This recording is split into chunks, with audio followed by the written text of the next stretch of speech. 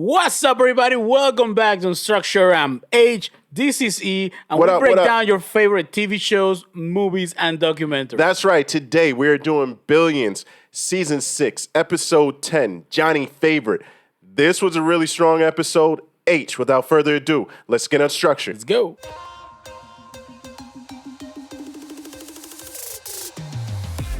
This is a strong episode to say Yeah. the least. But before we get started, just address something real quickly here. What we got, H? We have confirmation there is going to be 12 episodes for this season. Yep. It was actually announced. We have misspoken in the past. Okay. And it's also going to be a season 7. So we're excited to hear about the season 7. But let's get to the business at hand. Also, at the end of this episode, we're going to be giving a rating to the episode. Each of us is going to rate the episode between 1 and 10. We'd also love to see what you would rate the show or the episode on the comments. That's right. Let us know. So, H, what were your thoughts about this episode? Where do we start? First thing I want to say, we talked about this in the past. One of the characters, she's been playing a bigger role. Yes. And there was a bit of a Yes. twist in this episode. Exactly. And Yep. Rian is that character. Yep. Yo, they swerved so much because Oh, we were thinking... man. We're thinking, Rian and Taylor, there's something going on. Yes. She dropped her coworker. She's being kind of in that conflict with Taylor, that back and forth. It's like that You thought attraction there was- happening. and you thought that it finally reached its point when Taylor propositioned her, and then she just totally... she reached for the crown. Yeah, She she reached was for the like, crown. "Hey, you're not a big enough fish." She went for Mike, and that was totally unexpected. Totally unexpected. In that scene, and we're getting ahead, of course, as always. Yeah. In that scene where Mike and her interacting, because I don't remember the two of them interacting. I don't know. either. I don't no, remember. they haven't. No, they haven't. have not It's always been interacted. through Taylor, and it's been very little conversation that through those channels. And she just puts whatever she puts in his tongue, right? And, Yeah. or gives to him, and kind of challenges him to see if he's down. He takes it, and then we don't think too much of it. And throughout the show or the season, we had the whole thing with Taylor, right? And then there was a one point where she was very cool with Wags. I'm like, That's is something right. gonna go down here with Wags? Yeah, And you're right. we I forgot completely about got that. swerved when she turned down Taylor for the I wonder prince. if that's going to get back to Wag. H, what about that party? That party was crazy. Yeah, the party had Questlove as the DJ. Yo, Ice culture, liquor pouring down. They had drugs. Everybody was smoking. Everybody was faded. Everybody was having a grand did old Axe time. ever throw a party like that ever? I don't think so. I know he did some crazy stuff with them, but I don't think he ever connected like this. Because you have to remember, Yeah. one thing that was important to Mike Prince is that he wants also to be loved and Yes. adored by his peers, by his people. Exactly. Which is just to feed his ego. He wants to be this holier than thou character. I think this was because of the drug. This was his first time really, really letting go. And like you said, he was able to connect with his people. And now, like you said, it will give him the love. I mean, he was letting loose and actually dancing on the dance floor, like really going for it. I would have loved to have been on the set during this because I think it was an all-out party for real. Yeah, looks like they were having a good time. I mean, even Tag was enjoying himself. So everybody connected, everybody bonded. It makes me think what's gonna be how people are gonna act in the office on the next episode. Because now Yeah. everybody should be better friends, be better This connected. was a bonding experience, and more to the fact, I think it was sort of like the rebirth. Because when he said that he's grown into a new version of himself, this was like the birth of his new self. He finally acknowledged, like we've been saying, he finally acknowledged who he was. Is not holier than thou. He's a billionaire that's out to reign as Caesar. That's interesting. But H, let's jump back to the beginning. We have Chuck. They bid Chuck farewell. Chuck goes on this type of vacation or whatever, and he sort of tries to find his footing, tries to find his next step. Yeah, like we didn't know what was Chuck gonna do. Did he have a backup plan? And this episode revealed there's no backup plan in place. Chuck is not accepting his defeat. And through this not. episode, he go through that whole grieving process Yeah. where he's completely in denial, finally accepts, and then he powers himself up.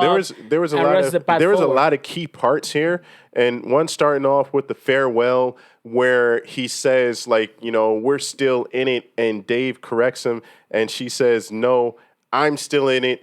You're not in it anymore. You have you have to do something else. So she firmly asserts her authority and her ability to handle things herself, which I love. And then also you have Kate. She comes bearing an olive branch to Dave. And Dave is like, yo, you could take that olive branch and shove it, pretty much. So She's like, you're not she's like, welcome here. Like, you you can get suckered out. me. Yeah, you suckered me, and I'm not having it. Bottom line. It was interesting to see because Kate now has access, agent, the guy that did all the dirty work for them, for him, and he shows her some information that, hey, you should not run for any political office because you're gonna get destroyed. She confronts her dad, and her dad puts her on her place because she thought she was, very mighty, very holy, and she Exactly. realizes that the only dad- reason she is where she is because people have been paid off to allow her some of her success. Her dad is like, you're a grown up now.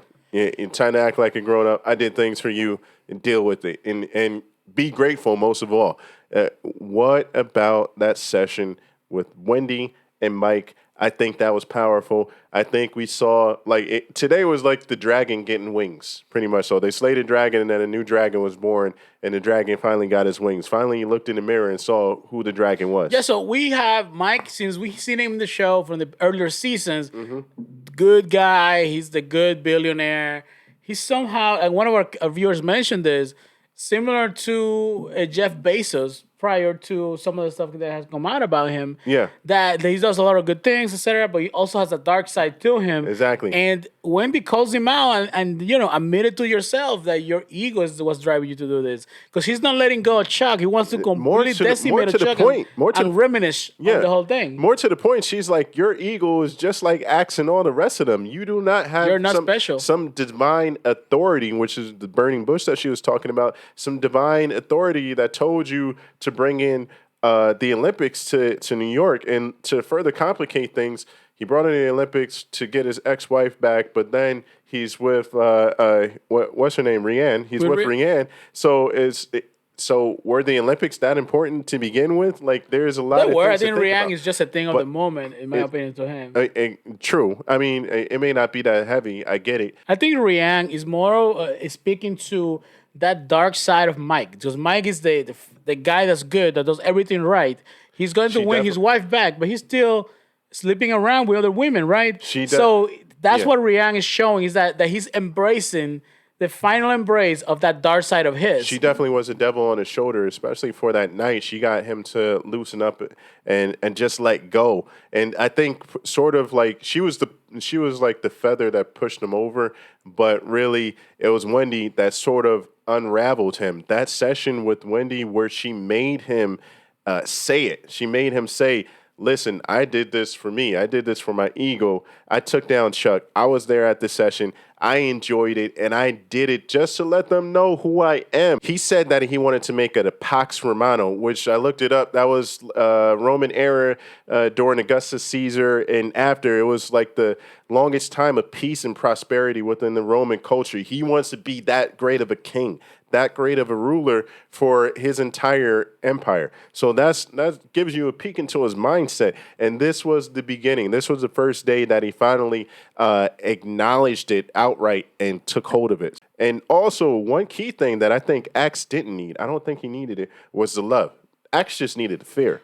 Not just that, Axe just wanted to win, and he just wanted to. He loved the competition. He loved destroying things. Yeah. Mike never wanted to accept it, and Mike even goes as far as saying that he wanted to be the greater Caesar, the greater king. That's all hail the new like, King Mike Prince. But I don't know. I think Chuck has other plans in mind, and this was all the catalyst for this episode. In regards to Chuck, I want to say was the guest actor Matthew Lillard from Good Girls. That's right. He played this very annoying, rich, entitled guy that really I lit hated that him fire. in this epised. Yes, so well played. Yes, so well played. Well done. He played this total douchebag, and Chuck was just what Chuck needed to put him back in his place, put him back in the driver's seat. Chuck. So now Chuck has like this fire under him, and we don't know how, but we do know that he is going to get Mike back. We don't know how. But what about Wendy writing the book? So with Wendy, apparently she's been writing a book about who knows what. But I think the more obvious thing, especially when you look at the previews, the more obvious thing that she has authority to speak on a topic, subject matter expert, is talking to billionaires, a billionaire mindset, coaching billionaires. And so I think that's going to sort of like peel back the curtains You think into she's like got? some of the inner You think workings. she could expose something in regards to that? I think so. According to the previews, it may be big, and I'm wondering if that clip wasn't from before, because did they rehire? I forget the one who quit, the lady who quit, but she was in there, so I don't know if they rehired her or not. But we'll find out. So it's interesting. I don't know what time that took place, but I think Wendy Yeah, is going Bonnie. to. Yeah, The Bonnie. previous show, Bonnie in there, and I was wondering why is Bonnie there? Was she either rehired? Because it was my Exactly. impression she was gonna end up working for Mafi and Exactly. Dollar Bill. Is there some kind of collab happening there? So we gotta I don't see know. what's going on there.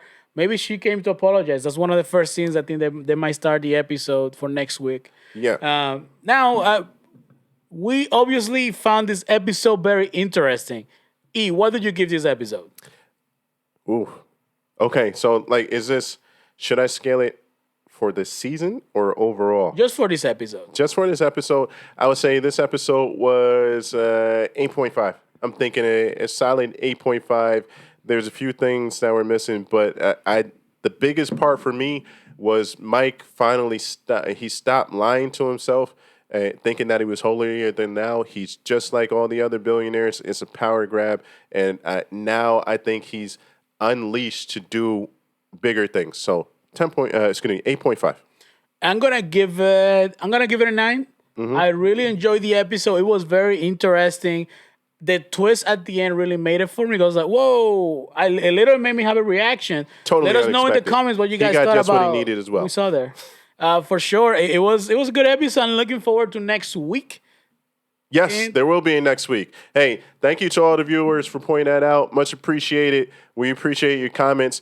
Right, wrong, or indifferent, holler at us. We love the interaction. There will be a next week, and there will be a week after that, and we will be here for both of them and then some. So until then, I'm E. This is H, and we are Unstructured. That's right.